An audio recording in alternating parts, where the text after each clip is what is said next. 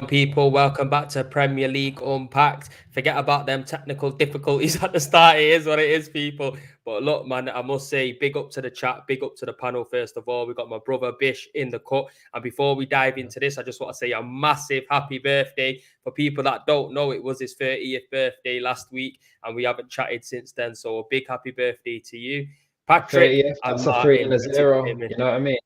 30th, Yeah. it's a 3 and a 0. It's all in the stars. You know what I mean? Yo, okay, the lyricist comes out once again, yeah? For people that don't know Bish, yeah, I'm telling you, this guy is a cold writer and a cold rapper. I'm telling you now, you get me? He'll shock a few, man. He'll shock a few, man. But look, we're going to dive into it straight away, first of all, because big game this weekend. It was the Manchester derby.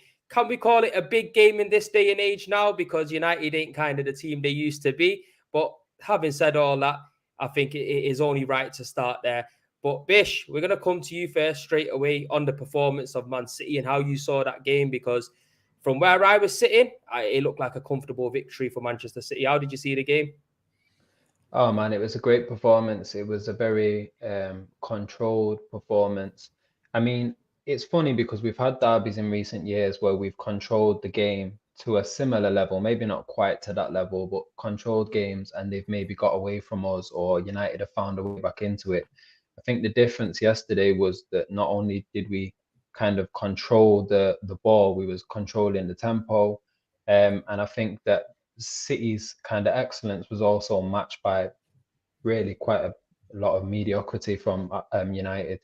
Um, I think I don't know whether Martin wants to go more on the blue side or more on what happened wrong for United. I'll take one or the other if you want, but if you want to give the Blues some love, then I'll give a quick touch on United. I think that a lot of people was focusing on Maguire and Johnny Evans and what that back four looked like, because visually that was like a bit jarring for people. But for me, that wasn't where the game was lost for United. I actually think they kind of defended okay. I think it was in the middle of the park that they were just absolutely, completely overrun, outclassed, outbattled, outperformed in every way. Ericsson looked like he was about 56. Bruno Fernandes became the true definition of a luxury player. I don't know what he was on or where he was, and I don't even know who else was playing in that midfield. Scott McTominay was in there, but he's just this, weird kind of off the striker, like not really effective. So I think that it was a combination of both things. I think City did what we had to do to the most perfect of a T. I think, Pep will be able to go into training on Monday with a very short list of this is what we should have done better, and we can just move on to the next one. But United, that's disappointing, really, to be honest with you, from a United point of view. For that to be, Bobby Charlton's kind of farewell game in a derby, and for you to just literally not even get a sniff of the ball, really, for 90 minutes, didn't feel like much of a competition. So, I mean, yeah, maybe that sounds a bit negative. I didn't take much of an opportunity to really give love to my boys in blue, but it never felt like we really had to get out of third gear, even though we were excellent. So that was how I seen it. Like I say, I'm interested to hear Martin and Patrick and yourself's thoughts on the game. Yeah, well, I don't we'll come know. to Martin first of all, because obviously we got to let the City brothers have their say on the team. You get me? It's a big game. Obviously, off camera, Martin was diving into a bit of United problems and stuff like that. But was you surprised, Martin? First of all, like Bish touched on, that Maguire and Evans were starting at the back when they had Varane on the bench. I thought it was 2012. I thought we'd done a little time little thing and gone back in time. It amazes me because you've got Harry Maguire and McTominay, who back in August, Ten Hag was selling them to West Ham. Mm-hmm. And then all of a sudden, one of them's in their starting lineup in midfield, and one of them's up against Johnny Evans at the back with trying to take on Erling Haaland. It looks like a Christmas cracker joke. It really does, but it's not serious. It's something. I mean, City yesterday were just perfect in terms of that's the first time all season we virtually had our full 11 out, minus KDB. And it was a typical Pep Guardiola performance, control, panache. That second half was like City versus United under 13s. It was a joke. It embarrassing. It was everything. You know, it's like we're saying off camera before we went live, you know, if I hear this "We're Man United" tagline one more time, I'm going to flip because I'm sick to death of the arrogance, the self-entitlement, because they're everything that they said they were never going to be 20 years ago. You know yourself, Prem, you know, you used to work at Manchester, and what did you used to say? We do. Oh, we're not arrogant. We don't talk about the past. We don't talk about history. We're the here and the now. And what they've done is become Liverpool fans, talking about the history and the past and everything that they've got. That's great. But the trouble is United, they've got a real problem there, is they have a protest every single time they have a defeat. But as soon as they get a win, they all go quiet again. The Glazers are very clever because they get a protest coming on, so then they go and buy a Casemiro. Do you know, it reminds me of like a kid. You know when a kid's really misbehaving or they're just being a bit naughty and they won't shut up? So you buy them a little gift sometimes just to keep them quiet for a couple of hours. That's what United fans are like. It's like give them a player, give them a magazine, a couple of games, and they all go quiet again. It's like teaching children how to behave. I sit there and I listen to my mates. We're fifth. It's a crisis. What? Fifth's not a crisis, but it is for us. We're Man United. All right, so Aston Villa, all these other great clubs are just a bag of shit and deserve to be down with, 15th place because you're the great Man United.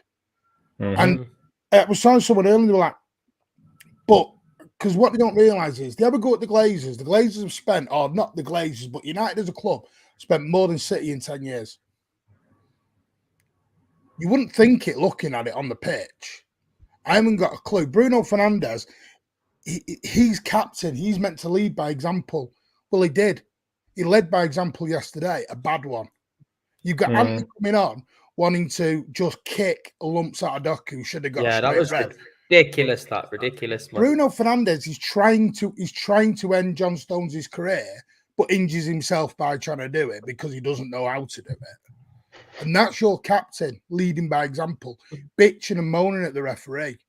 They either play for the badge. I don't know. I don't know what's wrong at United because every single day there's a new excuse. It's a leaky roof. It's Bruno at right wing. It's Rashford. It's Maguire. It's Anana. It's the chairman. They haven't got a managing director. I don't know what's wrong at United because I hear something new every single day. They'll be talking about the floodlights not being bright enough tomorrow. I seriously don't know what you're meant to do with United. And Pep talked about it after the game, and it was a little dig, and I loved it when he said it.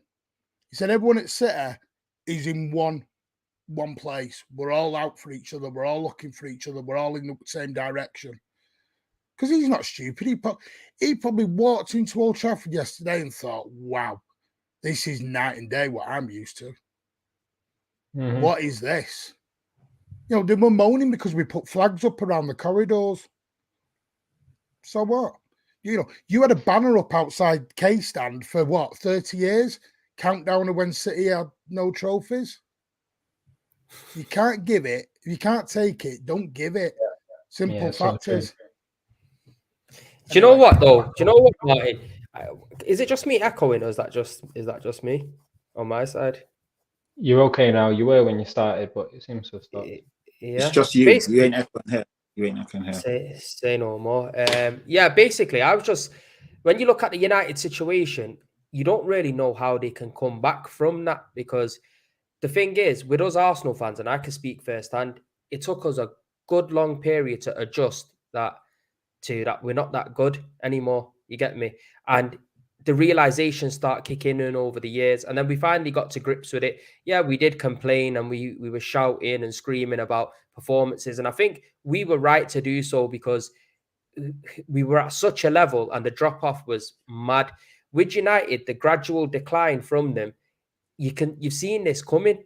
And I don't know, as a fan that doesn't support United, but sitting on the outside looking in, of how they improve as a football club because their recruitment stinks. Anyone that they sign just ends up turning to shit at Manchester United.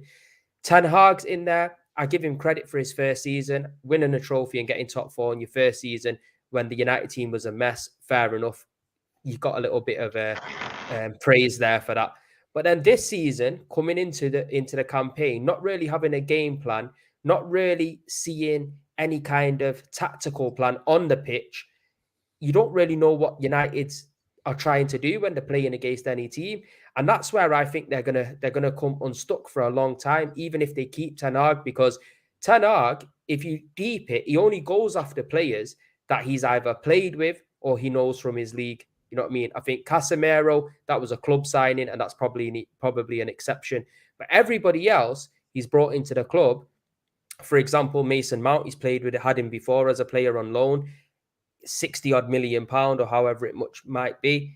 There doesn't look like there's no strategic plan behind the signings that are coming into the club. And I don't think one man in this day and age is not the time of Fergie and Wenger, where one man can run the full club, call all the shots, do absolutely everything, and it succeed. Now you need a team around you.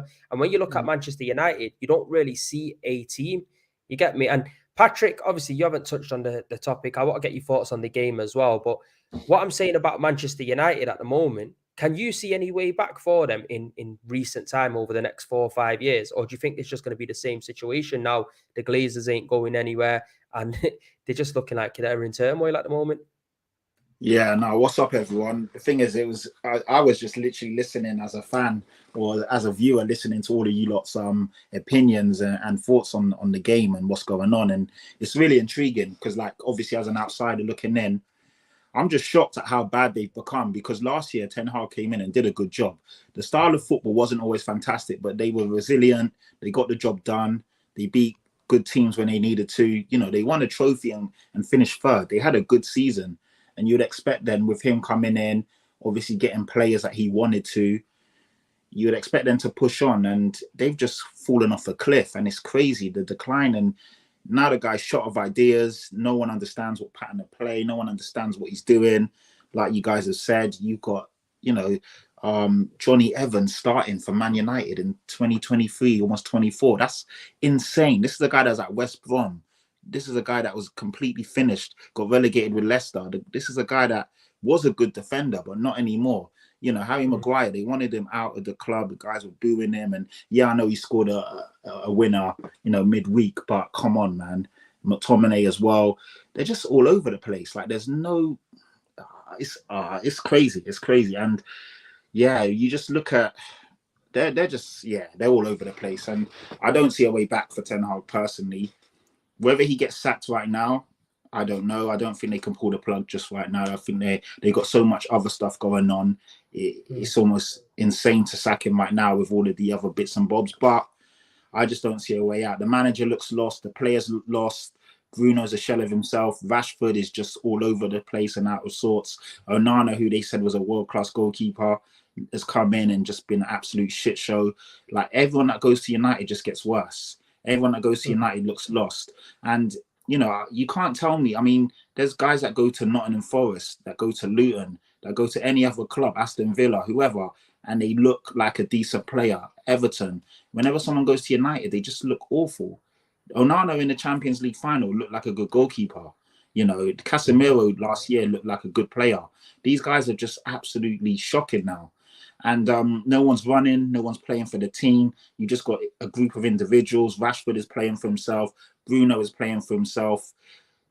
When you look at even just looking at the goalkeeper in front of him, how many different defensive centre-back combinations has he seen?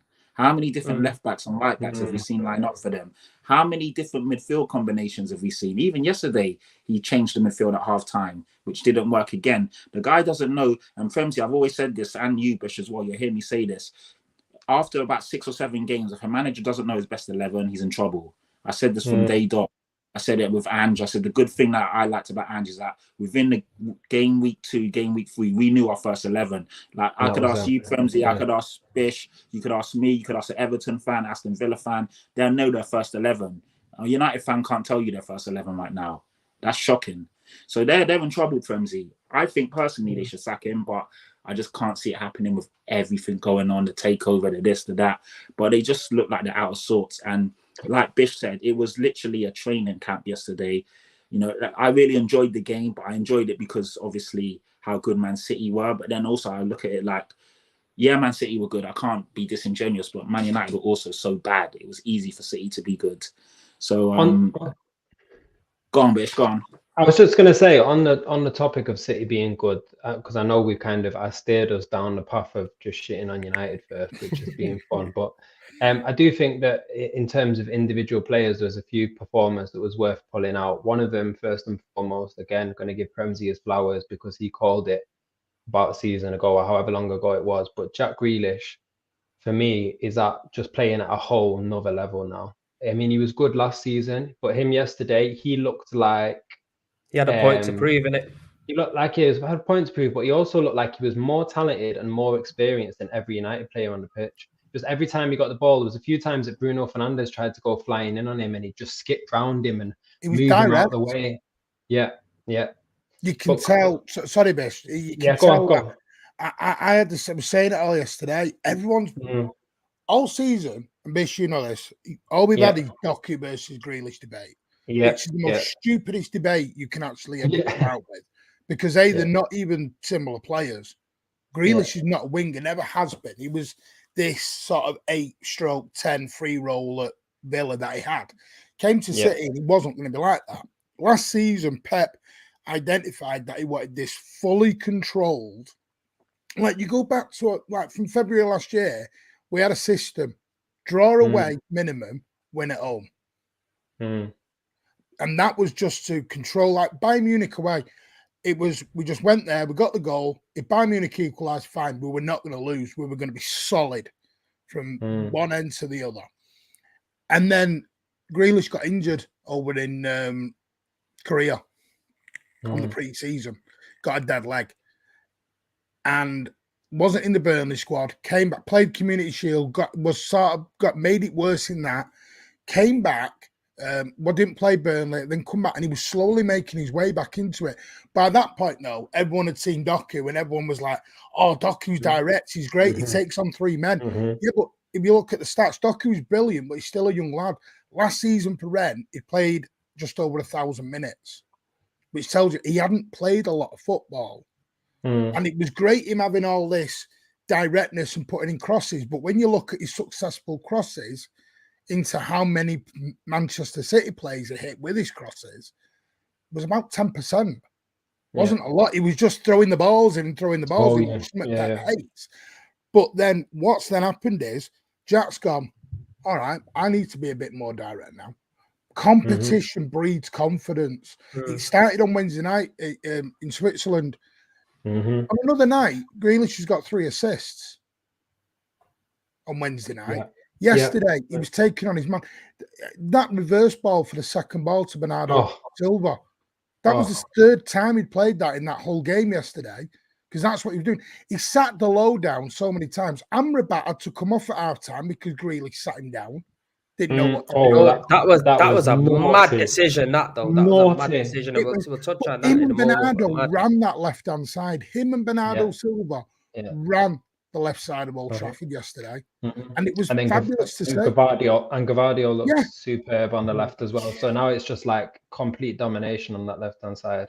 And Phil Foden as well. I just wanted to, I mean, we all know how great Phil Foden is, and I think sometimes we've all like accepted him as this like elite on the fringe of like best in the world category, but the next category down of elite guy that we're all like, he's great, Foden's great. No one ever says that he's not great.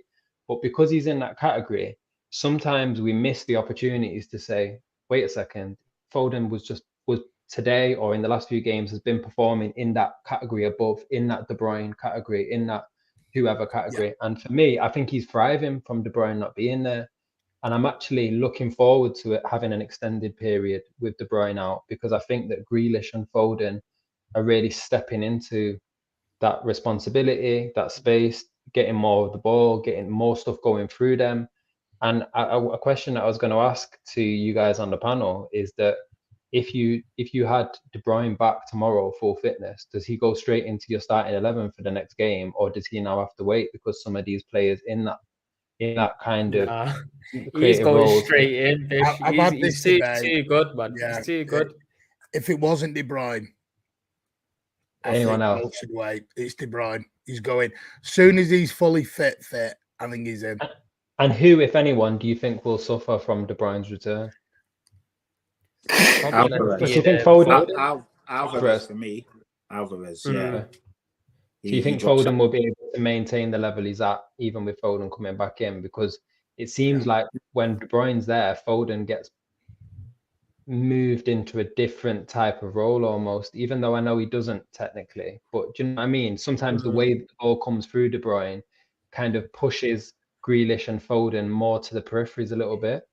But I mean, it's a good problem to have, isn't it? Especially with De Bruyne being at the back later end of his career and Grealish and Foden being that little bit younger.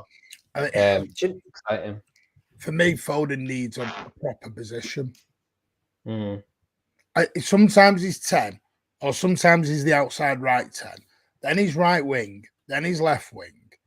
And the problem is, I don't think Foden knows fully where he's going to play sometimes. Mm. And I think that can play. You can't get a settled routine or a settled momentum going if you don't know where you're playing week in, week out. Where was he playing yesterday? Was he in the middle of that three yesterday? He was sort of on the outside. It was like the inside of, like very similar to his Newcastle role at home, where he was sort of the second 10, but a little bit wider on the right, which I think is his best position personally, because I don't think he's a winger. I think he is a midfielder. The problem is, he's a number 10. Foden's a number 10. You can see it. He's got that flair. He's got that flair, man. That's the kind of guy he is. He can get into them nimble, tight spots, get out of him, feed a pass, have a shot from distance. He's that kind of guy. But I just want to big up Yasser Mohammed in the chat, and he's talking about Grealish there. And I think people don't give Grealish as much as credit as they should, because he was a big part of why you won the treble. And he actually put a comment up saying that as well. I'll put it up again. But I think a lot of people were surprised, even City fans, that Grealish hasn't been getting much game time at the start of the season. Don't know if it's due to injury or whatnot, but for me, he was one of your best players last season. And it's surprising. Maybe it might be a tactic of Pep, because we've seen as well that even last season, he might keep some big players on the bench and then feed them in like a few games in order to maybe build a morale and just make people think a little bit more. That's what we know the likes of Arteta and Pep like to do, is keep other teams thinking. Maybe that could be a reason. But I think Jack Grealish, man, he's a phenomenal player. But I just want to give my thoughts on Ten Hag quickly as well before we move on to Spurs, because I think he made a lot of mistakes, man. A lot of mistakes in that game. I think there's no way you can be playing arguably the best team in the world right about now in Man City, and I don't think you can really dispute that. And you leave Varane on the bench. For me, that is criminal. You get me? He's your best centre back. It just makes no sense. You know what I mean? Patrick talked about Johnny Evans playing for United in big 2023, and I can understand Johnny Evans could come in and do a job, but when you're playing against the likes of a Haaland, you want Champions League Varane there. Do you know what I mean? Somebody who you think can counteract it a bit. Go on, but with that being said, just to ask you a question, because do you not think that, because I actually think, like I said at the very start, I actually think that 95% of the game, Johnny Evans and Maguire dealt with Haaland pretty well. I felt like they defended him pretty well, and Johnny Evans I thought was pretty good on the ball compared to some of the other defenders. So I get it. Varane is the better of those defenders, and maybe psychologically it does something not having your best defender on the pitch. But I think that what's unfortunate a little bit for a Maguire or an Evans is I don't actually think that they're the players that lost that game for United yesterday.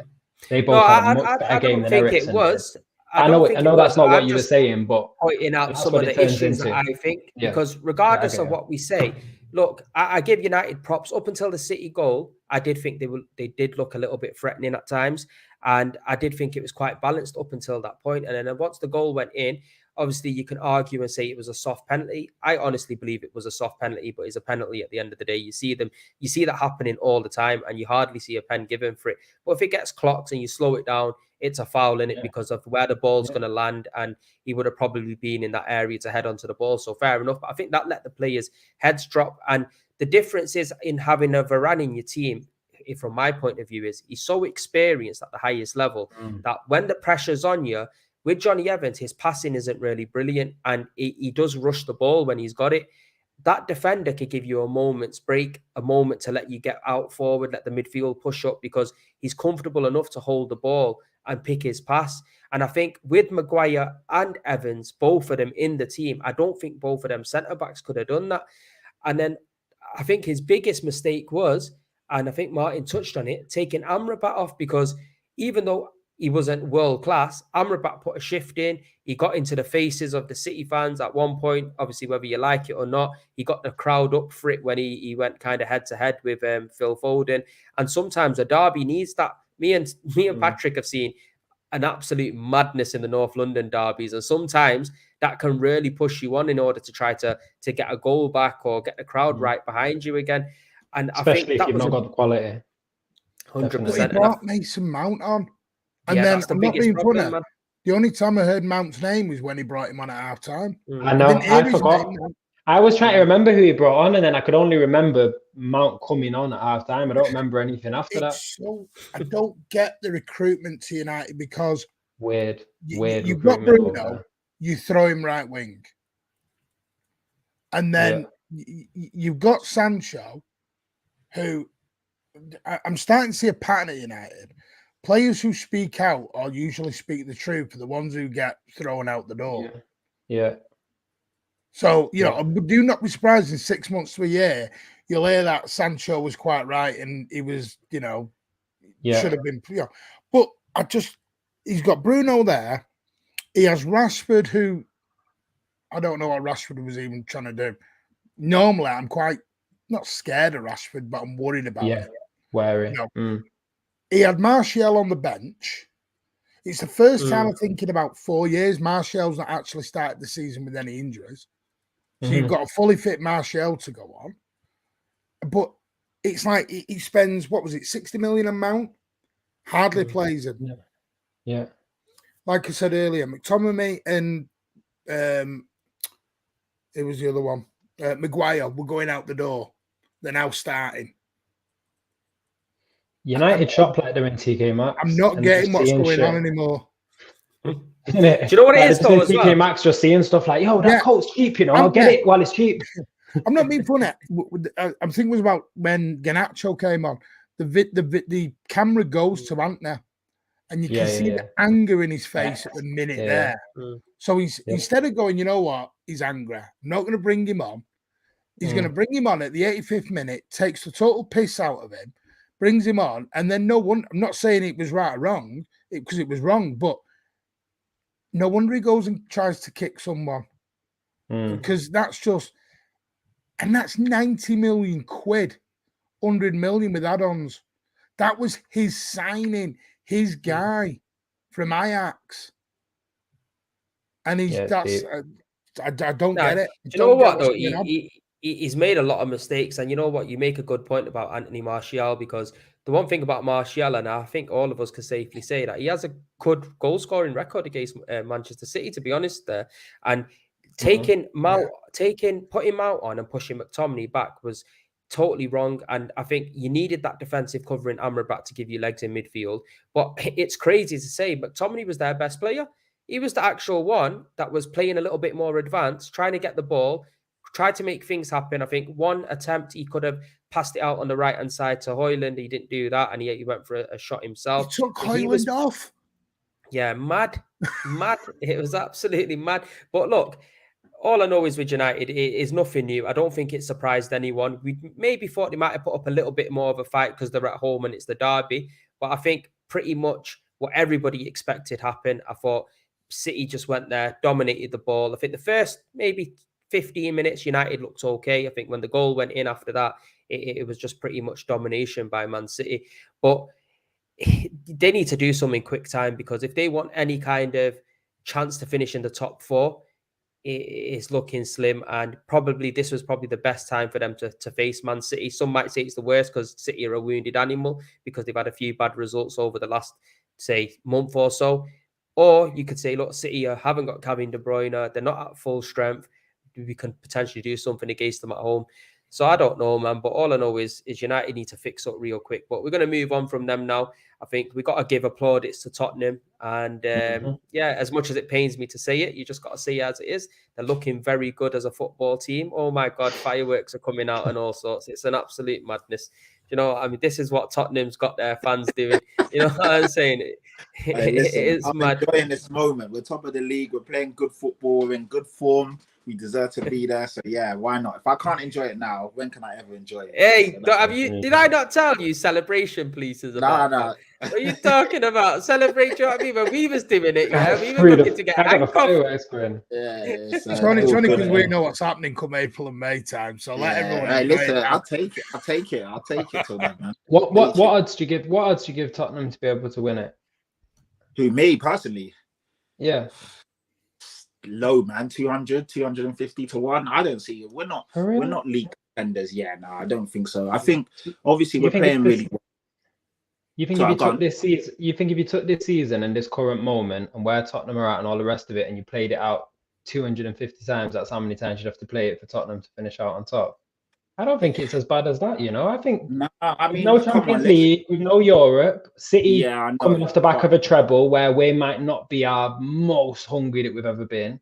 Arsenal obviously hungry, but maybe not looking quite as slick as they were last year. I'd say maybe 1 in 50. We won 5-0. You couldn't. What are you talking about? Who are you playing? Barnsley or something? I don't care. Hang on, don't forget. Don't Man forget, said Barnsley. Arsenal Yeah, have I not to beat play you. for. Now don't get it twisted. Hang on, Barnsley. Arsenal have not to play for last season and still battled it out near the end. Yeah, Yeah, big true. fit for Friday, remember? No, That's we true. did. But Yeah. go on, let Patty talk on his Yeah, Sorry, team. Pat. yeah. Sorry, Talk on Pat. his Go on. That's all good. Like, come on. Like, look, listen. I love my team, and obviously I back them to the hill. But I've got to be realistic. Man City are the best team in the world right now. That's a given. And they're, like you saw yesterday, they're always going to be there or thereabouts in terms of they're able to kill any team just like that. And yesterday was the first. No, it wasn't the first time, but yesterday you saw a lot of people was kind of doubting Man City, saying, "Oh, you know, they do it every year. I don't know why." But you saw them put United to the sword comfortably in second or third gear. You lot literally had your pajamas and sliders on, and you still dismantled them. So that is just one thing. Do you know what I mean? And that was easy. It was comfortable. You lot were chilling. And I still don't know. I still don't understand how Anthony didn't get sent off for that. Like, if VAR are meant to be doing what they're doing, he literally swiped Doku. He didn't even go for the ball. That's a red card all day long and a 3-match ban. But anyway, I think because you lot were winning so comfortably, they didn't look at it properly, but they should. A foul like that is a dangerous tackle, regardless of what the situation is. Then for me, you still got Arsenal, who are a very, very good team. And as Premsy says, are always like, as much as I hate it, 3 gritted teeth, I just got to keep it real. Yes, they're not the same scintillating Arsenal as last year, but they're still picking up results. They still haven't lost the game, so let's not forget that. And they're finding different ways to win. I know it's Sheffield United, but they still scored 5 goals, which is still a good Get some fireworks up for that result. What are you talking about? I did like that. It's only Sheffield United part. I did like that. I know. It's yeah. So, you know, Arsenal's still there. Then for me, I still got Liverpool, who are a good team and everyone can see it. And then I think Tottenham, we're definitely going to finish in the top 4. I think we're the 4th best team when you look at everything. But I just think Liverpool, City and Arsenal are better than us. And there's no shame in that. We're only 4 months into this whole new regime. Brand new manager, brand new keeper, brand new left back, brand new. There's so many new players. So, you know, I still need to see, and I don't want to tempt fate or, you know, jinx it, but I need to see us go through a sticky patch first and see how we bounce back and what happens next before I can really say what kind of level we're at. Because right now, everything's good. You know, we've played 10 games, won 8, drawn 2, had some favourable things go our way. When things get sticky and, you know, you're questioning the manager or someone's not playing well and we lose a game or things like, how do we bounce back? Do we go 2 or 3 games without a win? Then what happens? So I need to see that. Obviously, over the course of a season, you're going to see more about your team and know it. But so far, so good, man. And, you know, there's some people saying we haven't played anyone. We've played Liverpool, we played Arsenal, we played Man United. Even though they're not the United of old, they were still a good team up until this season. We Brentford away is a tricky one. I mean, they just went to Chelsea's turf and beat them. So we played some decent teams in there. And, of course, over 10 games, you're going to get, some crapper teams as well. Palace away is a tricky one until you beat them. They can obviously beat, you know, or give anyone a game on a day. So, yeah, I mean, it's still early. 10 games is a good little sample size, but yeah, I wouldn't put us in the title race just yet. But I do think that we will finish in the top 4. Do you know what, Can Paddy? I ask you? Wanted to ask it. Go on. I Prem. wanted to ask No, Patrick, yeah, because obviously you watch Tottenham a lot more than us, and Yeah. I want to know what has impressed you about Ange the most so far this season. Technically, what is it that's impressing you the most about him? I think so far it's just how quickly he's brought everyone on board. Like, you know, like for example, if you look at Ten Hag, 18 months down the line, we still don't know his style of play. We still don't know what he's asking the players. You're looking at Rashford, he looks lost. Casemiro looks lost. Mason Mount looks lost. You look at our players, everyone knows their role to a T. You know, straight away, everyone looks better on the ball. We're pressing with intensity. Everyone's running through brick walls for the guy, and he's literally just got here. So for me, I think the way he's implemented the style of play straight away is really impressive. And there's been games where we haven't looked that great. Even against Palace on Friday, I don't think we were as good as what I've seen, but we still controlled the game up into the last 3 minutes.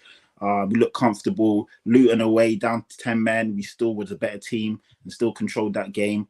And yeah, we're just learning how to see out different challenges and different moments. And I think for me, that's the most impressive, that straight away, the guy, even in pre-season, our first game, I think we lost 3-2 to West Ham, but we had 76 possession and we absolutely battered them. They literally scored with every shot on target, but straight away I could see what he was doing. And I think that's very impressive. When a new manager comes in, we lost our best player, obviously, in Harry Kane. There was a lot going on, but straight away everyone knows what they're doing. And yeah, the guy just literally, James Maddison come out and said that when he signed him, he's like, pressing is a non-negotiable. You have to push up, you have to work hard from the top, or you're not going to play. And I like that fact that the manager doesn't take any shit. And again, newest first 11 straight away. That's impressive to me. No messing about. People like Højbjerg, Eric Dyer, Lloris, all these guys that were mainstays, they were told you're not playing, you're not good enough. And he knew his style of play, and he didn't budge. And I think with Ten Hag, that's what's messed them about. Ten Hag obviously knew what he wanted, didn't get it, and he's kind of budged and changed his philosophy. And the same with Arteta. Arteta knew what he wanted. And yeah, the first year was a bit rocky, but once he brought his players in, he stuck to his mantra till he got it right. And you're seeing Ange has done the same. And I think for me, that's very impressive, because it would have been easy to try and change, considering he'd never been in the Premier League. There was a lot of doubters and naysayers, but he didn't. He's played his brand, and so far it's paying off.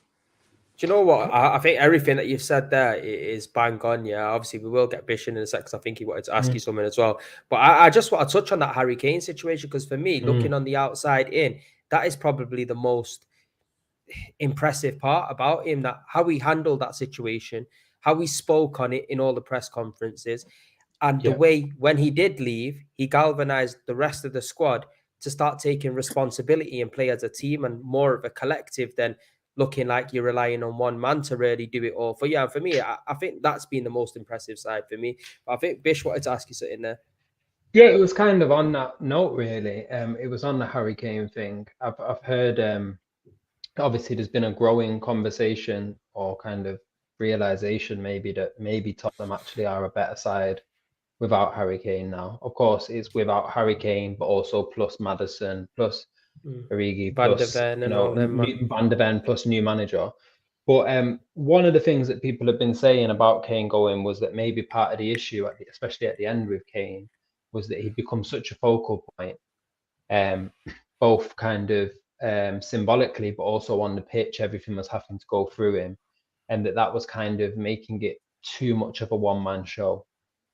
I wanted to ask you, one, do you see any credence in that? And then secondly, is there somebody that's kind of stepped into that role now who you would say he is the standout guy now? Or would you say that part of what's successful at the moment, or part of what's good, is there isn't a standout guy? I mean, there's obvious people from the outside like a Son or a Maddison, but I've not been watching closely enough to know, is there one guy who's clearly now at that next level in terms of experience, in terms of performance, in terms of leading from the front? Or is it now a bit more, we don't know who's going to be the guy that's going to win us the game, who's going to step up today and be our man of the match?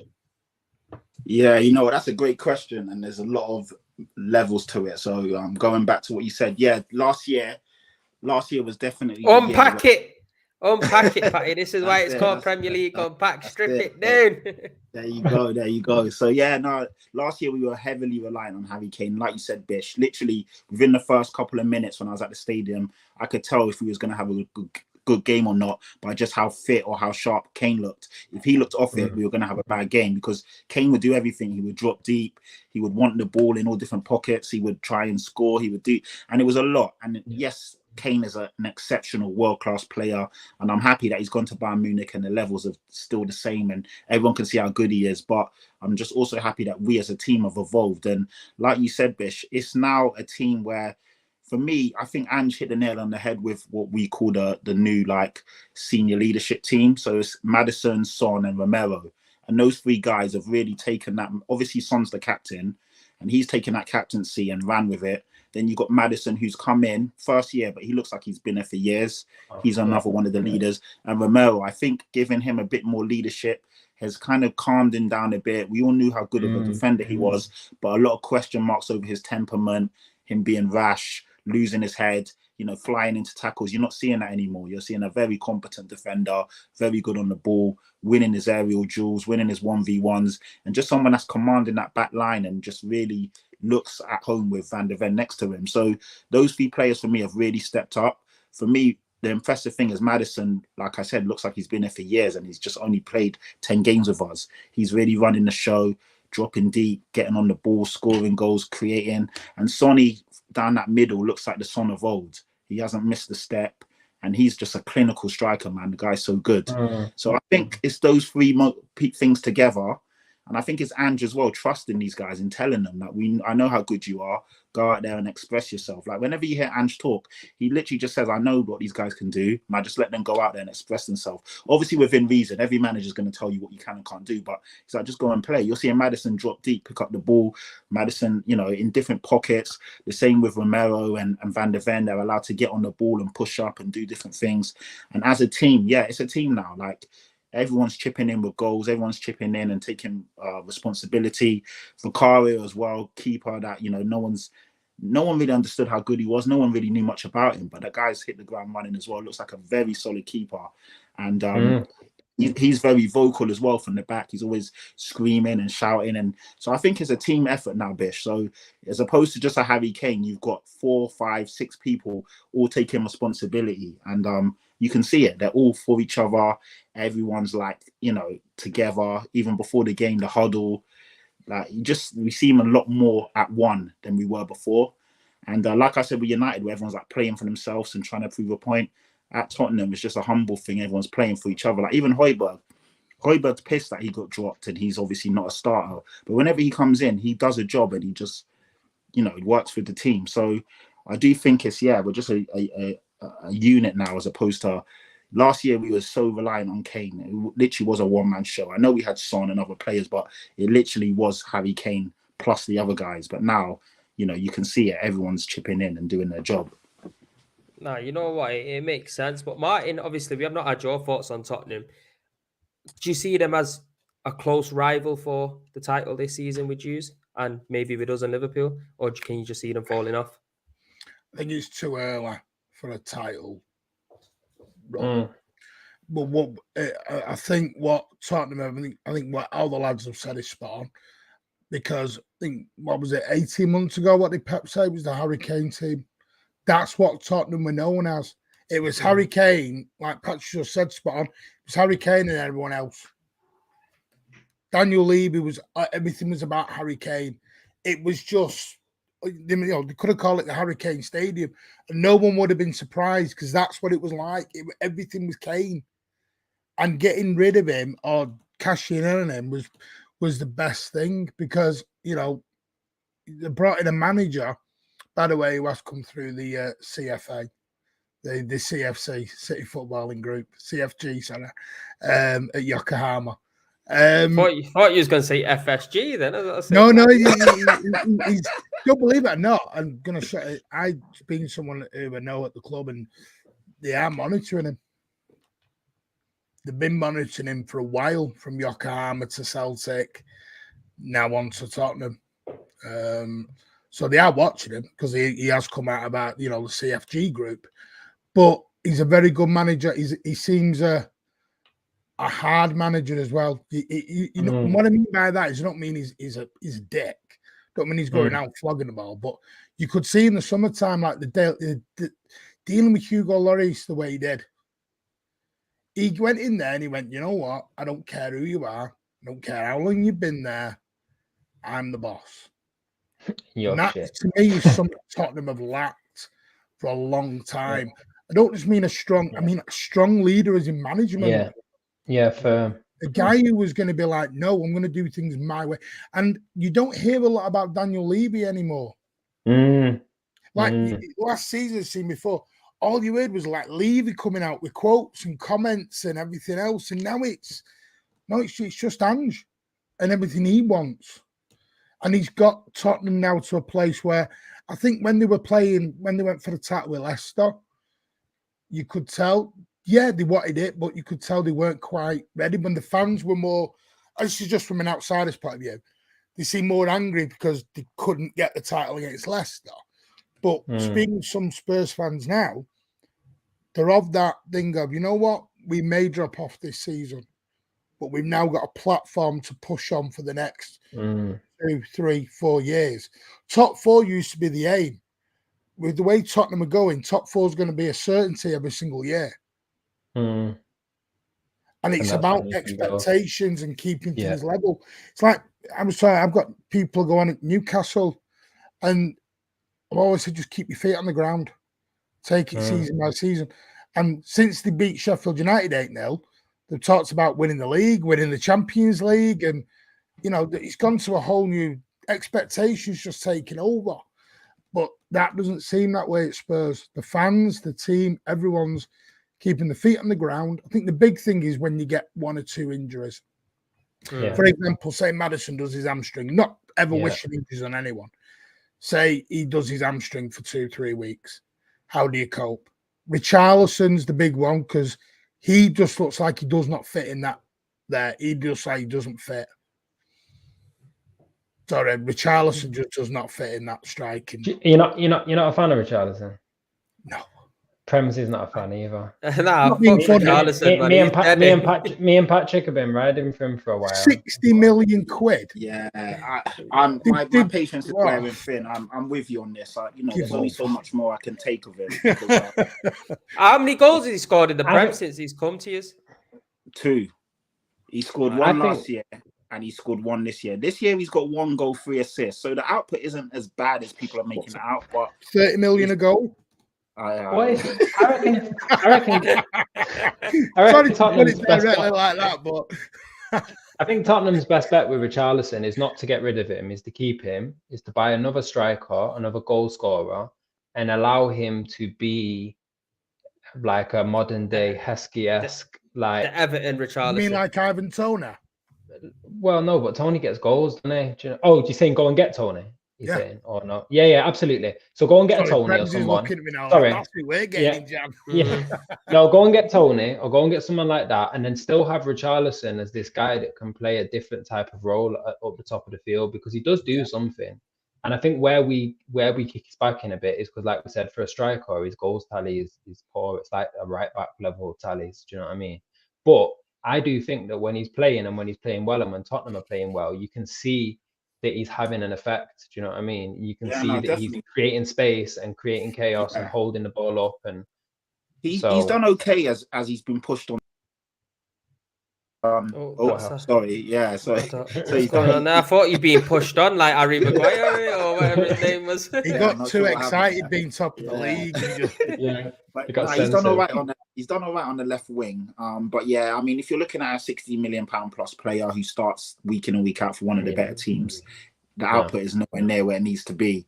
But even, Ange is no mug. Ange is probably looking at the situation, and if he doesn't improve, we will definitely have to get someone in to take that place, because you can't afford passengers. Our squad is quite thin. Depth is a real issue, and we can't have someone starting who's not really contributing. The interesting thing is Brennan Johnson's come in.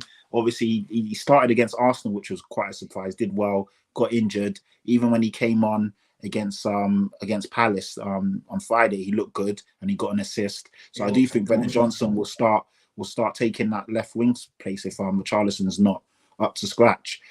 Brennan Johnson's quick, direct, and he looks like he fits the team better than Richie. So yeah, but Richarlison needs to step up. I like him, and I hope there's a player in there, but my patience is wearing thin, man. We can't afford passengers. If we really want to push on and finish as high as we can't afford guys like him not really hitting the ground.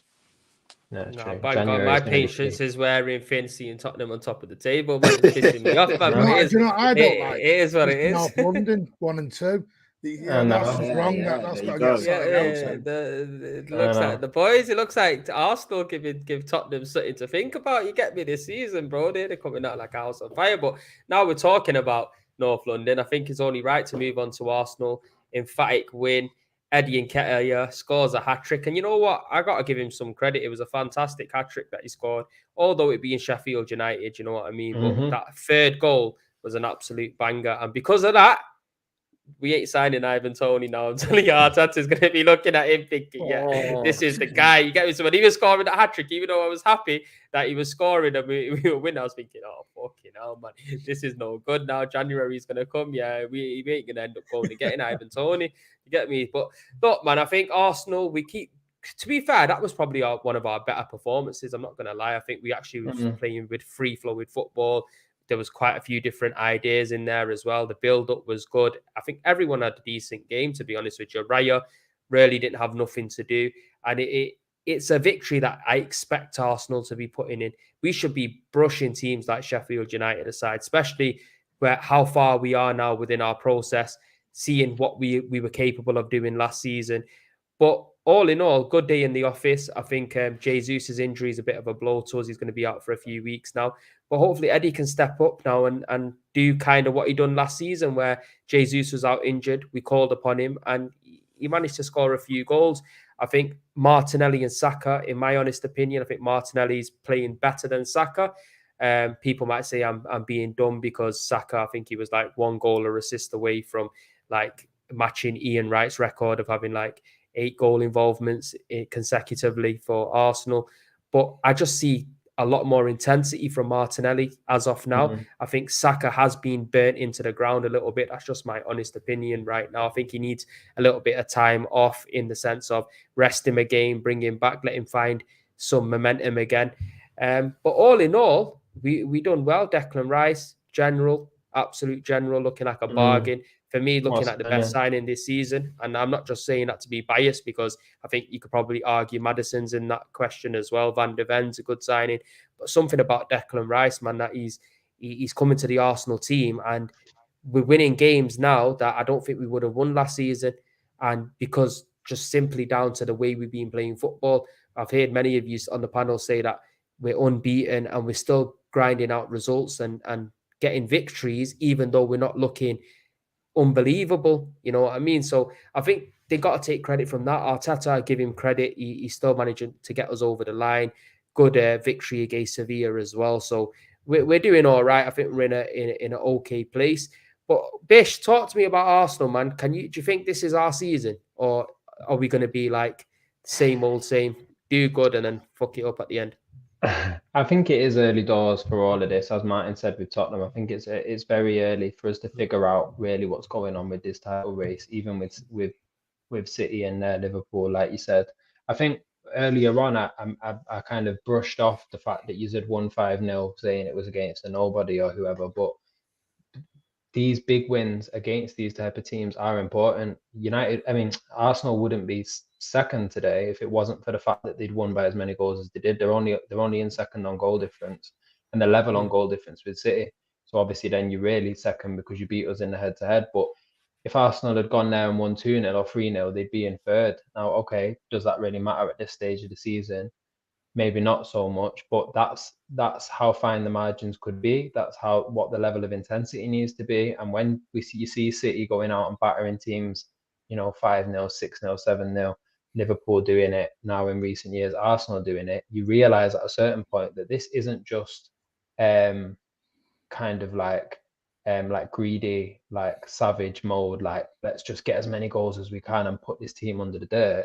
It's actually a part of the title race, because when you're coming up against other teams that are going to push you right to the wire and are going to be close there with you, there is always that chance that you might end up going to goal difference. And if you do, best believe that the Cities and the Liverpools and the other teams around you are going to be going and running it up against Sheffield United or Burnley or Bournemouth or whoever we can catch slipping on that day. Do you know what I mean? People get all over this league, get caught slipping by some of these top teams. So I think that that's a good sign for Arsenal, that they are putting people to the sword in that kind of way. I still think that they could do with having a good January window. I think City have strengthened again. I think the depth that we've got defensively now is ridiculous, because we've got depth and then we have a rotating back four anyway. So we could probably lose 3 defenders and still put out a back four that looks like our strongest back four. I think Arsenal have got more depth than they had in the past, but they've still got certain areas of the pitch where you think if they lost him, or if they lost him and him, it could get sticky. So I think that they're obviously a step or two ahead of Tottenham in that regard, in terms of they have got that extra bit of depth. They have been here before. They have added and built a little bit from last season. Like you said, I think Declan Rice has been a phenomenal addition. I think it's a shame that Havertz was the other signing in a way. Not to say that Havertz can't come good, but I think if that money or that signing had been another Declan Rice-esque signing, and of course Timber, we've not really had a chance to appreciate what he might bring to the table. It's disappointing, man, because he looked really good in pre-season, Charity Shield game. Exactly. He was looking good. But so maybe when these guys come back from injury, and maybe if Havertz can find a bit of form, then that depth conversation will go out the window. But at the moment, for me, that would be my slight concern still with Arsenal. But they're going to be there or thereabouts. The other thing that I think is going to be difficult for Arsenal is Arsenal look really dominant in Europe as well, or they have done in some of their performances. I think they'll cruise through that group. And I think that the Premier League's at a level now where if you're competing at the top level in the Premier League, you've got a good chance of beating most teams in Europe, because the Premier League is at another level than most of the other leagues in Europe at the moment. And I think that could pose some challenges in the league for Arsenal, because I don't think Arsenal will get knocked out early in the Champions League. I think they probably will make it to a quarter or a semi. So then how do you then start to balance and manage getting further in that competition as the season goes on and still trying to keep your foot on the gas in the Premier League? Martin said earlier, jokingly, that Arsenal had nothing else to play for last season, but he was half joking, half not joking. That was actually the case, and we haven't had a chance yet to see how that will impact this young squad. He better get on his fucking phone to Pep Guardiola and start asking for fucking help, mate. I'll tell you that much for free, because if we're in semi-final of Champions League, I'm telling you, it's going to be mad. No, but you might be playing us. Yeah, and that's the problem. But part of that is, and this is something else that Martin touched on earlier when he was talking about speaking to fans of other clubs. I think for Arsenal, part of it is about staying in this realm of being a contender, title contender, Champions League contender for enough cycles that these players, if they don't do it this year, so let's say this year Arsenal don't manage to get over the line in the league, or don't get over the line in the league or the Champions League, but they come close again and they get to a semi in the Champions League. Well, you could feel deflated by that, could feel negative. There'll be United fans and other fans that'll be like, look, you're bottle merchants, you're forever going to be bottlers. But actually what's happening is slowly, season on season, because you're doing that consistently, it's happening in a close enough period of time that these players are going through these experiences all together, and it's starting to build like a group knowledge, a group kind of wisdom and kind of confidence and bravery. You know, City, you've seen how we were with the Champions League, the amount of times we had to get knocked back and then get to that next hurdle and then get knocked back and come back. And it's about that relentlessness.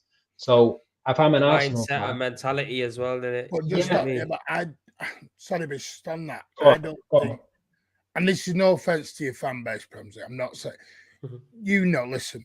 This is sounding like an offense, this. No offense, you know there's an offense coming. Your fan base is not the type that will go for 2 years. If they missed out on the title, your fan base ain't going to sit there and go, that's another year's experience, let's go again for another year. Yeah, especially with the money you've spent in the summer.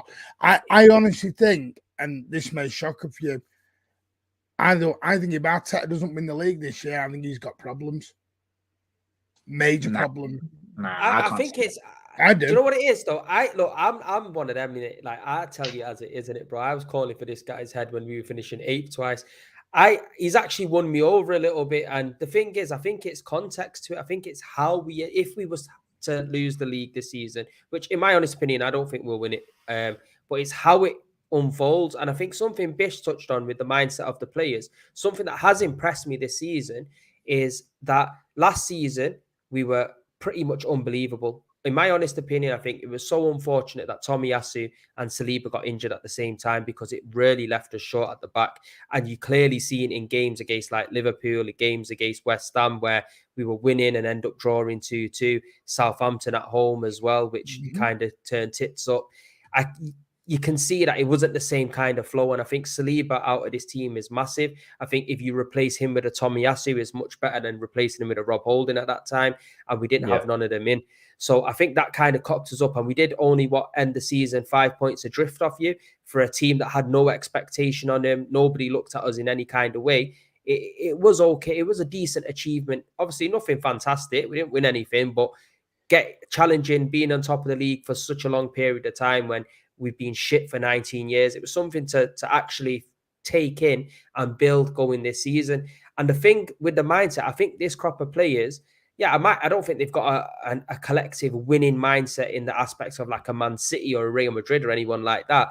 But I think it really is coming together because the way we've played for more than half of the games that we've played this season, if that was going back, not last season, but the season before that, we would have probably lost them games or hardly walked away. You know what's weird though? You had more. And they are looking at the building. This time last year, you had more points. But that was them. That was them running on a hot streak last season. Whereas this year they've got to this point to tally. But also, last season we've already took a loss by now. This season we haven't lost. Yeah, no, that's true. That's true. You know the reason I'm saying it is because, and like, it's some in the fan base. I'm not saying it's all, but the thing is, I always go back and be sure to remember this, like the Liverpool.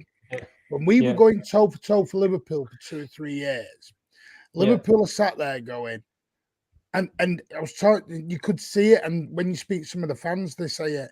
No matter what Liverpool did, no matter how well they played, they couldn't get above us.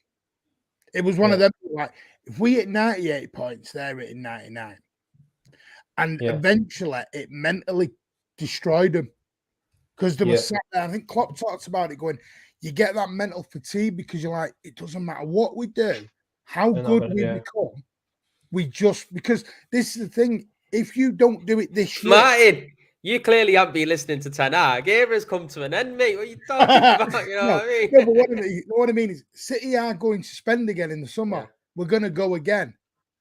Yeah. Are Arsenal going, and this, I don't know, are Arsenal going to spend 250 million every summer to back Arteta? But the what I would, sorry, go on, Premsy. I do want to hear your thoughts on it, but I was just going to quickly say, I think one thing that, if I do agree that I think it's going to take the Arsenal fan base and the collective Arsenal conscious to be patient and to kind of be able to shift to a place of feeling like if we do come second this year and get close in the Champions League, that's just another step in the right direction and see this as a long game. Because I think that what would be the flip side of what Martin just said is that they've got a very young squad and a young manager, and they've got the time to have 4 or 5 years of this if they had to. Like you said, it's can you do that without the mental fatigue kicking in, without the outside voices getting in about, oh, you bottlers, you never what I mean. But if you can keep that at the door, then they might not have to spend as much as some of the other teams around them to keep up, because they have got players in there that are going to be at this same level, presumably, for another, Martinelli, Saka, Jesus. Like, you can run down that squad and there's probably 6, 7, 8 guys that should have another 5, 6, 7 years of being prime players. Whereas even at City, the last few years and still for the next few years, we've got guys, the KDB now, Bernardo Silva, guys that are going to be coming to the end of that arc. I don't really know who that's fundamental to Arsenal is in that age category. I don't think they've got anyone of their fundamental core players. Probably Thomas Partey. Thomas Partey, but for me, he's not even in. Partey's probably the only one, and he's more replaceable than Saka, Saliba, probably even Martinelli. Like, he's a great CDM, but there are other great CDMs built in that mold. Declan Rice has already replaced him in that sense. Exactly. Really, like, he's there. Exactly. I get it, and you know what, Bish? I echo what Sorry you're to saying. jump in, I think it. No, I echo what you're saying because I think that's a great point as well. I hear what Martin's saying as well because it took a lot out of Liverpool and they had a world class manager. Well, Yeah. they still got a world class manager in Klopp, in my honest opinion. Can Arteta reach that level? We are going to have to wait and see. But like I say, I don't make excuses. But I honestly, in my heart, believe if we didn't lose Saliba last season, we would have won that league. And I honestly believe that. And that's not because I'm an Arsenal fan and I'm biased. I just know how important he is to our football team. Like even to this moment now, how we haven't lost the game, and how with the team with the lowest chances created against as well this season, what people forget. And this season we beat Man City twice, and that's going to be good for the mentality. We beat us in the Community Shield and we beat us at home in it. Fair enough, it might have been on a penalty, but last season we got destroyed by you. Do you know what I'm saying? So well, we have in it. I'm not speaking false here, am I? Do you know what I mean? I heard all this. It was like because of the penalties thing. No, I'm not thinking. I honestly think. I think it's where I'm coming from is if you're bored in your fan base, if you can all come together as one. And I think they are a lot more together now. They are a lot more together. Trust me. Yeah, it seems like it. Just enjoy we're all agreeing really in a way, aren't we? We're all saying that if you can have that patience, then you'll get there eventually. I reckon. No, I agree. I agree with what you're saying. Obviously, it's going to be tough against Man City in it. Like we've all pretty much agreed, Man City are the best team in the world right now. But I think Bish does bring up a great point of players aging in Manchester City's squad. For example, De Bruyne, who for me is the best midfielder in the league by a country mile. And I think with him out of that City team, you can see maybe Haaland not getting as many goals. Yeah, you might bring players in to replace it, but will they be at his level, or how long will it take for them to settle in? A season, 2 seasons? There are other players in and around that maybe in the next 2 years, City might be looking to move on from, and then they might have to basically rebuild again to a certain point. How long Pep will stay for? We don't know when Pep will leave. I mean, he's just said he signed on for longer, and he's saying he's been renewed or whatever with his love for the club and all this stuff. But if Pep leaves, even if Pep leaves in 4 years' time, whenever Pep leaves City, you want your club to be the club that's who Arsenal are at the moment, ready to pounce and ready to take control of that top section. If Pep was to leave next year, Arsenal would have a good chance of going and winning 3 of the next 5 titles or something, because you don't know how well City are going to transition. And right now, they're that other team that's in that bracket. So for Arsenal, it's also about making sure you hold position and hold around in case Pep leaves, in case City do go into our transitionary period at the end of our kind of 10, 15-year era that most top dominant dynasty teams have. And then you can pounce, and then you can. You don't want to start jumping the gun and getting rid of Arteta at the end of this year because you didn't win something, and now you go and get, Simeone or somebody that's a proven winner. But at the same time, we don't want to fall into the aspect of and the aspect of Arteta's the be all and end all, because I think we've got I think I've seen a stat saying we got the most expensive squad in world football. I think it was like us and City. Wow. Like neck and neck. That's how much the value of our players are. That is the most valuable squad. Now, if Arteta isn't that guy to get over the line, say we have him for this year and it goes fully tits up where we're out of the Champions League, we're fucking out of every cup competition. If we then let him stay and not bring in somebody like a Simeone or Roberto or Mancini or somebody of that stature, we really could be missing an opportunity with this crop of players to really do something spectacular. And if we don't end up winning something in the next 2 years, there's a good chance Real Madrid might prize away a Martinelli, City might prize away a Saka, Saliba, man, he's definitely looking, he'll definitely be looking on his way out. And then we're kind of falling backwards on ourselves. So I think both of these bring up great points. Liverpool that are still behind that are going to be ready to go as well. I honestly still think we're short. I don't think we'll win the title this year. I think we might be in the conversation towards the back end, but I think we're short unless we can maybe go and sign Ivan Toney, a clinical goal scorer, maybe bring in another midfielder, because signing Havertz, is a fucking joke in my honest opinion. He is no improvement on Granit Xhaka. Get me, if anything, that's regressing from that position. So I think we really do need to look at strengthening in January to push forward. Sorry, Pro. I honestly think this could be the most exciting January window as well. Because I think Tottenham will look at it. City are going to look at spend, because obviously Calvin Phillips will go out, so we'll need to replace him. We've been told at City there's money to spend, which they don't normally actually tell you there's money to spend. But to say with money to spend kind of tells us there's money they're to looking spend. at people. Yeah. You know, they're already looking at Musiala. They're keeping an eye on that over at Bayern. Hopefully you sign Richarlison. You know. KDB's verbally agreed a new 4-year deal till 2027. So you sit there and you go, right, okay, where are we going with this? And I think if you think Arsenal, because Arsenal may spend, I think Tottenham may spend. If Tottenham is still top a second, I think Tottenham may spend because they may think, right, we can go now for the They second. better had to. Liverpool. Yeah, they better had to. Otherwise, Liverpool Levy's going to are get slippers, mate. Levy's going to get slippers. I honestly think January could be quite an active market more than usual because we could have like a 3-4 horse race for the title. Yeah. And I think you could get to April and then it's one will start dropping, then the next one will drop, and then May you'll get your final two in whoever that is. I think it could be the most exciting going forward. I hope so. Do you know what? Teams have vastly improved this season. You got the likes of Aston Villa, Newcastle. I was just going to say, I wanted to give an honorable shout out to Villa. Yeah, man. Unai Emery's a good manager, man.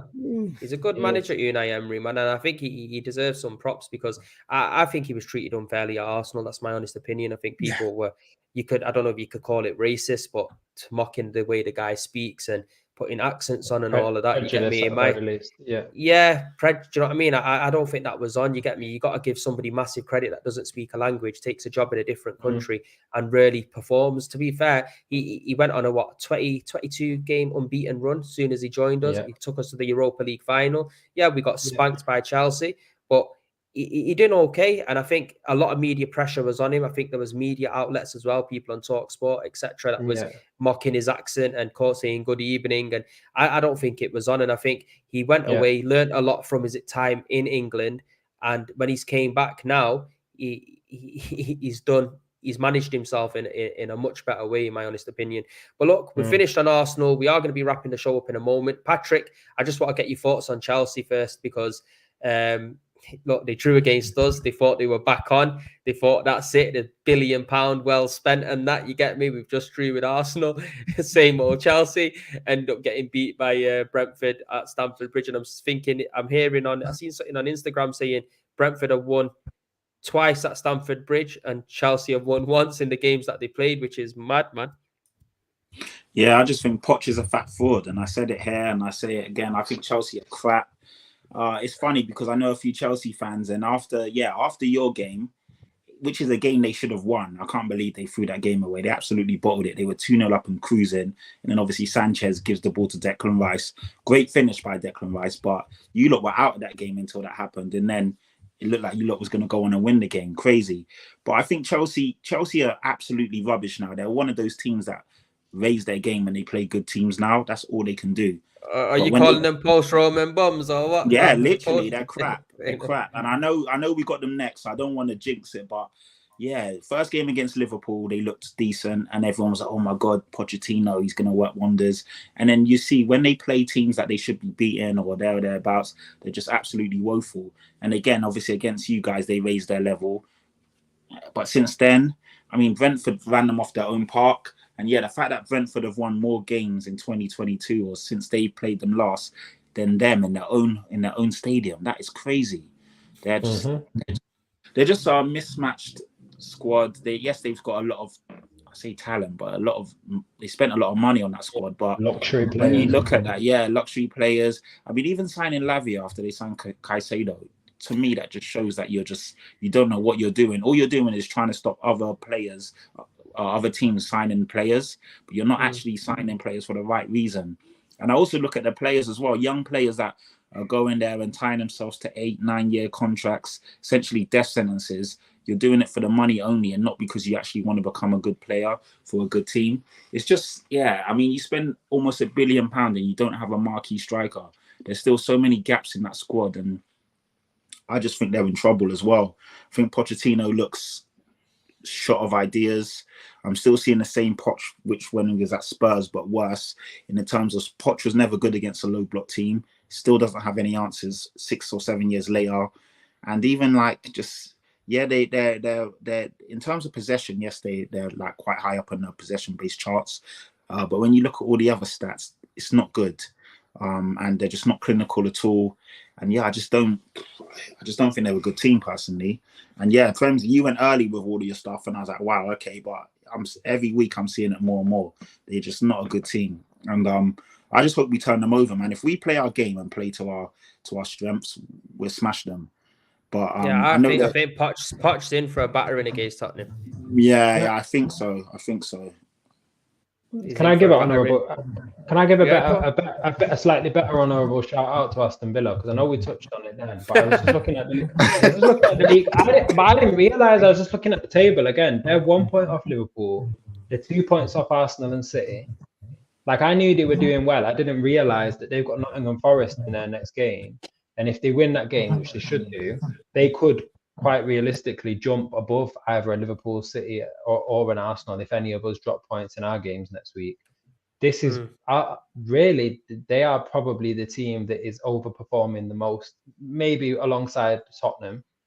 But I mean, for them to be 1 point off fourth at this point in the season and doing well in Europe, I know we kind of touched on them and jumped past them because we don't really have any Aston Villa fans come on here.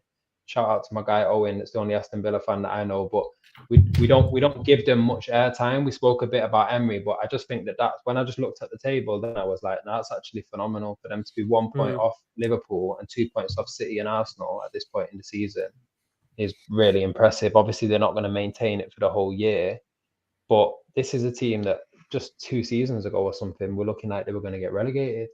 So 110, man. You know what? It makes sense, man. I think it's a good shout out because, like we've touched on, what the job Emery's done in a short space of time, really, after Gerrard's got sacked, it has been commendable. So, good shout out to them. Just going back to the Chelsea thing, I just want to say, I'm going to say it here now. They're finishing 11th or below. They're not finishing in the top half of the table. That's my honest opinion, because I don't think they're better than Brentford. I don't think they're better than West Ham. I don't think they're better than United, even though United are dog shit. They're not better than Newcastle, Brighton, Villa, Liverpool, City, Arsenal, and Tottenham. There's no way near. Wolves might even overjump. I was going to say it's touch and go with Wolves, to be honest with you. Wolves are a good team, man. Wolves are a good team. At least they got a striker and they got someone that can actually move the ball. Yeah, they're absolutely shocking. And I know, they probably will play better against us because it's a derby and they'd be up for it. But when they play your Wolveses and your, Brightons and your Villas, Crystal Palace, Crystal Palace, they're absolutely shit. They're just all over the place. They're a bad team. Chelsea, I don't even know where you can go with Chelsea. It's like if Chelsea could play away from Stamford Bridge, I think they'd take that every week. Yeah, I'm going to play at home. They really play away only. It was unfortunate they went and bought Nkunku, and then obviously he's out for the majority of the season. But I don't see what the vision is at Chelsea. Listening to that Pratt Simon Jordan the other day, and he was like, Chelsea going to win the league within 2 years, and I'm like, why? Where? I don't see it. It's clickbait nonsense. It's like a jigsaw puzzle with. It's a 1,000-piece jigsaw puzzle, but none of the pieces actually match. They're all from different boxes. He's just brought. It's like that, wet play when we're at school and you got a jigsaw puzzle and none of the pieces were actually from the same jigsaw. That's what Poch has got in front of him. And he hasn't. Yeah. It is a mess. It really is a mess there. I think they'll finish probably about 12th, 13th, which is a disaster for them because. How great would it be if they got relegated? Yeah, I mean, I'd love that. I do want to piggyback on Bish's Villa thing, and this isn't trying to be an Aston Villa loving, but I had them down as my surprise top 4 at the start of the season because I actually thought they had the best summer transfer-wise. They had a good summer, man. Diaby is a steal, and I was on looking some stats today. They've actually got the second most wins in a calendar year so far in 2023. Wow. City are top of 25.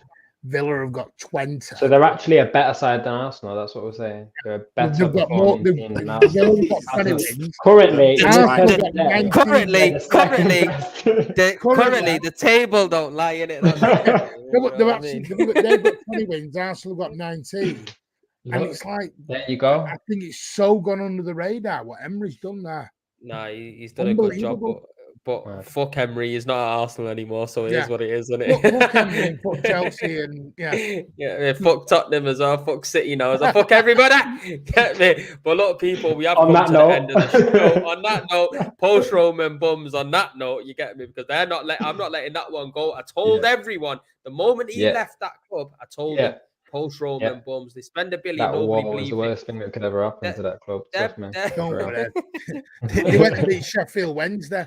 Then after, sorry, Sheffield United. I'm telling you, you know, there's going to be no Chelsea fans supporting Alexander Usyk when him and Fury fight in it. You know that. No way. Fact, mate. That No war, way. has wrote them off. Kill them but off. Look, man, I just want to say to you guys, thank you very much for obviously giving your time up, because you guys do this for free every week, and I appreciate it from the bottom of my heart. Was it free? People, all right. Sorry, I'll.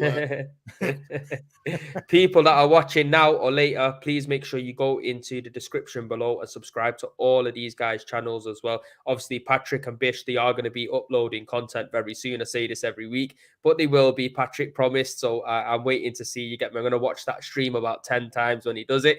And the Mancunian way, Martin, top City fan. Love your opinions. Had to get you back on the show. People, please go and subscribe over to his channel. If you want to hear real opinions about Man City, you go over there. You get me? Him, Big Steve, and Bish are the City guys. You get me? Them three guys are the guys. Well, the guys that I listen to anyway. Do you know what I mean? Definitely. So make sure you go over there. Got a right cracker of a show. I don't know. I like you a bit more now that we beat you. You know what I'm saying? No, it's Wednesday night. Believe it or not, we're doing a Sir Alex versus Pep debate. Oh, invite me along. Really, do you know what? Good That's shit. going to be a real good one, because I've got my probably unpopular opinion on it. I've already said, in my honest opinion, I think Pep edges it. People might call me crazy because we grew up in the Alex and Wenger era and stuff like that. But I just think, obviously, we'll let you dive in onto that when you're going to do that. But guys, make sure it's you going to open the can of worms. I tell you. Yeah, kind of off tune, or is that what it's going to be opening? Yeah. Say no more. But people, make sure you smash a like on this video as well, and we'll see you next week. Peace.